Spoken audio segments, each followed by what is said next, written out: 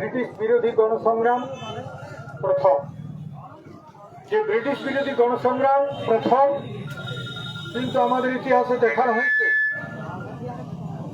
1857 সালে যে সিপাহী বিদ্রোহ, সেই সিপাহী বিদ্রোহকে দেখানো হয়েছে প্রথম লড়াই সংগ্রাম, এবং মঙ্গলমান পাণ্ডের ফাঁসিকে দেখানো হয়েছে সেই সংগ্রামের প্রথম শহীদ বলা হয়েছে, জাতীয় শহীদ ভারতবর্ষের মঙ্গল পাণ্ডেকে।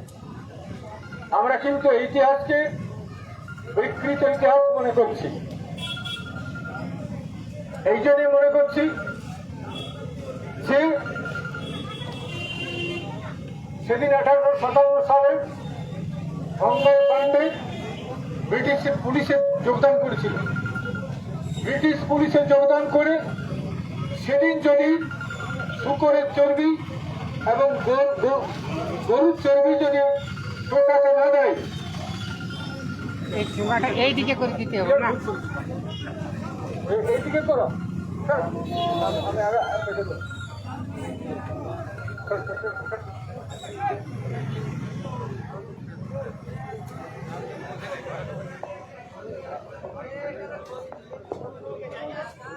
আমাদের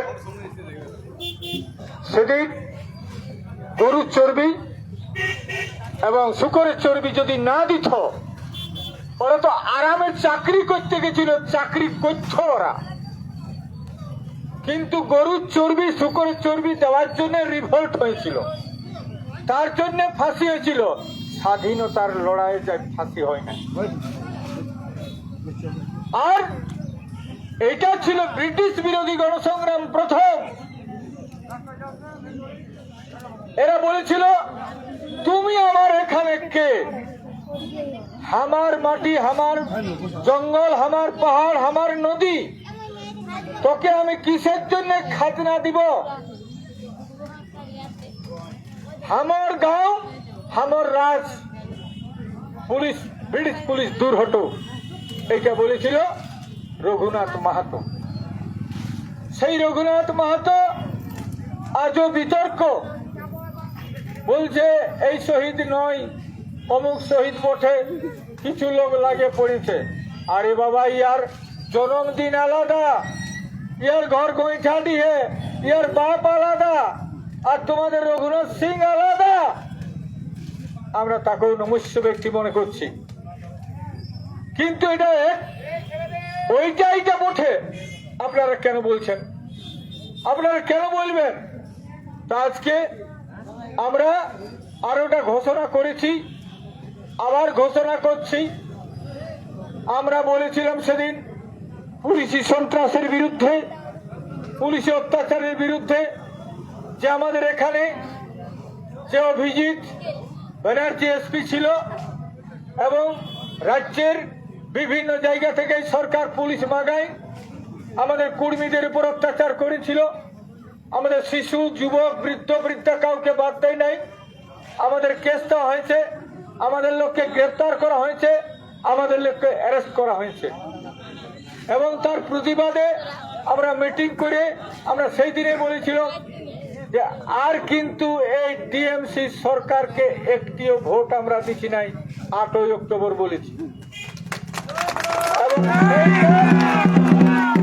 সেইটার অনুমোদন হয় আবার মুরগুমা 5-6 ফেব্রুয়ারি।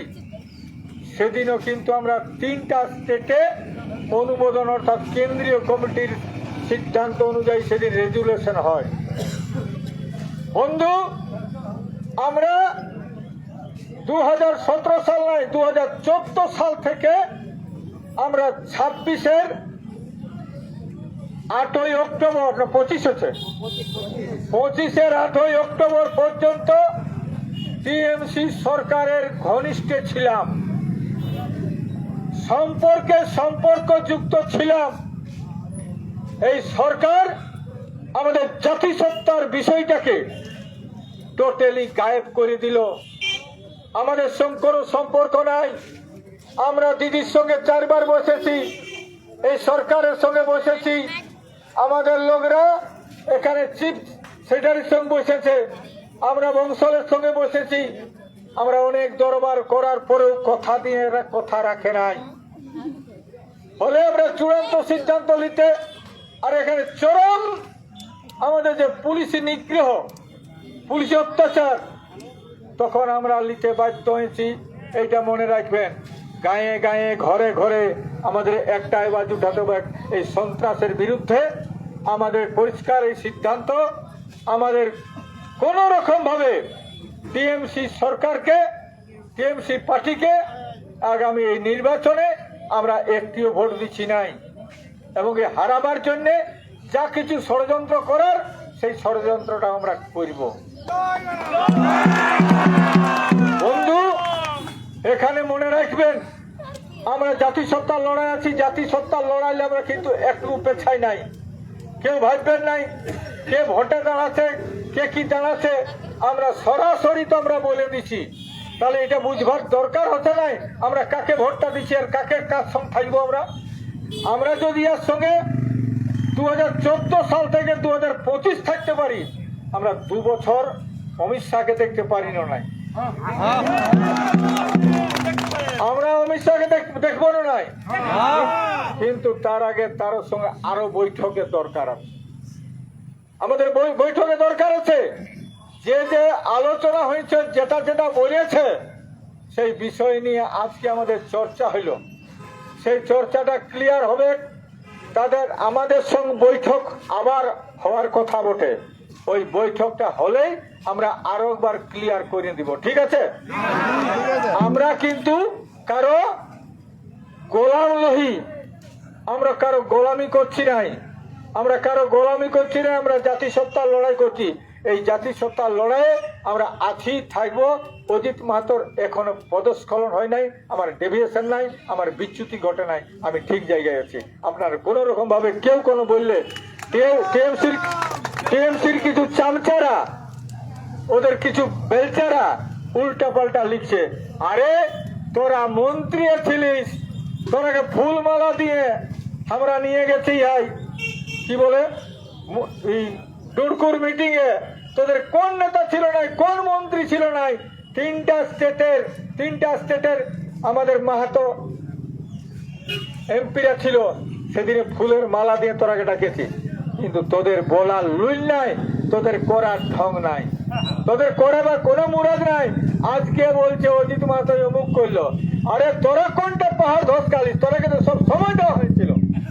তোরা আরে তোদের মাঝেই একটা লোক, তোদের বড় নেতাটা সেকেন্ড নেতা বলে জানি নাই, যেদিন ঘুরতে এসেছিল আমাদের জঙ্গলমহল, সেদিন কি কথা বলেছিল? কুর্মীদের ভোটের দরকার নাই। কুর্মীদের ভোটের দরকার নেই, এখন কিসের ভোটের দরকার? অভিষেক বন্দ্যোপাধ্যায় বলেছিল কুর্মীদের ভোটের দরকার নাই। আমরা কেমন লোক বটি জানেন? একবার বলেছিল কুর্মীদের কাপড় খুলে নিব। কে বলেছিল? ওর ঘরে যায়, ওর ঘর তাড়িয়েছিলি। তো আমাদেরকে শিখাতে হচ্ছে লড়াই আর সংগ্রাম আর জেল আর পুলিশের মার, এইগুলা বহুত দেখেন। পুলিশ রেডি থাকুক, রেডি ডাং নিয়ে তেল নিয়ে ঠিক থাকুক, আমরা পিঠে তেল নিয়ে থাকবো। কিন্তু বলছে অত্যাচারের শেষ কথা বলে নাই, অত্যাচারের শেষ কথা বলে নাই। এটা বহুত মহাপুরুষরা বলেছে। আমাদের লড়াই, আমাদের সংগ্রাম, আমাদের পরিষ্কার কথা। এসটির দাবি চলছে, এসটি নিয়ে কেই ছাড়বো, আর বেশি দেরি হচ্ছে না। আমাদেরকে অমিত শাহ বলেছে যে কুড়মালি ভাষাকে অষ্টম তফসিল ভুক্ত করছি, আটটুকু দাঁড়াবেন। তো এই বিষয়ে আমাদের চর্চা হবে। আজকে আপনারা যেমন এসেছিলেন, ঠিক আছে, আপনারা যাবেন, কিন্তু ঘরে ঘুমাবেন নাই, কারণ ঘুমালে চুরি হয়ে যাবে। আর বহুত রকম ওদের ধান্দা আছে, বহুত রকম কিছু আছে। ওরা অনেক রকম কথা বলতে জানে। কোনো মিথ্যা কথা, কোনো প্রলোভনে আমাদের লোক কেউ শিকারে ওদের ঝান্ডা তোলে যাবেন নাই। পরিষ্কার কথা, আমরা আমাদের আদিবাসী কুর্মী সমাজের 4টা জেলায় এখানে আজকে আমাদের স্টেটের নেতারা, স্টেটের যে আমাদের রাজ্য কমিটির সম্পাদক বীরেন মাহাতো এখানে এসেছে, বাঁকুড়ার প্রেসিডেন্ট এসেছে, সমস্ত নেতৃত্ব এখানে পৌঁছেছে। আগামী দিনে আমরা সেইভাবে প্রোগ্রাম আমাদের একটা চেক আউট করেছি, আমাদের ইমিডিয়েট একটা বৈঠক হচ্ছে, সেই বৈঠকে অমিত শাহর সঙ্গে সেকেন্ড মিটিং হতে পারে, অমিত শাহ কাগজ প্রতিনিধি পাঠাতে পারে, আমাদের তাদের সঙ্গে বৈঠক হয়ে আরও আমরা ক্লিয়ার করব আমাদের যে কিছু বলার আছে, ওরা পেপারটা কি লিখবে কি সব এই সম্পর্কে একটা আলোচনা হবে আর সেদিন ঠিক করব। তো আজকে আমাদের রঘুনাথ মাহাতো যে অমর শহীদ এবং আমাদের যে বীর শহীদ অমর শহীদ আমাদের রঘুনাথ মাহাতোকে শ্রদ্ধা জানাই। আজকে আমরা আমাদের বক্তব্য আমাদের যে তার জন্ম ডহরণ ছিল, যেটা জন্মদিনে যে ডহরণ আজকে এখানে সমাপ্তি হচ্ছে। সবাইকে জোহার।